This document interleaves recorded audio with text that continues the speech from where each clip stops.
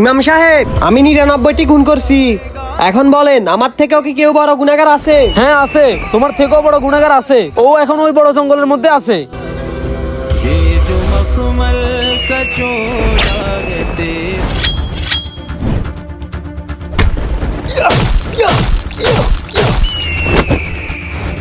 ইমাম সাহেব, এখন তো আমি ওকেও মেরে ফেলছি। এবার বলেন, আমার থেকেও কি কেউ বড় গুনাহগার আছে? হ্যাঁ এখনো আছে, চলো আমার সাথে। আরে হুজুর, আপনি আমাকে এই কবরস্থানে কেন নিয়ে আসছেন? দাঁড়াও, হে আল্লাহ, এক অবস্থানে সবচেয়ে বড় গুনাহগারকে আমি দেখতে চাই। আরে ইমাম সাহেব, এ কি আমার থেকে বড় গুনাহগার? এ এমন কোন গুনাহ করছে যার কারণে ওর এই অবস্থা? ভাই, ও অসহায় মানুষের উপর অনেক জুলুম করছে, তাই ওর এই অবস্থা। আর তুমি তো 100 জন মানুষকে খুন করছো, এখন ভাবো তোমার কি অবস্থা হবে। এখনো সময় আছে, তুমি আল্লাহর কাছে তওবা করো।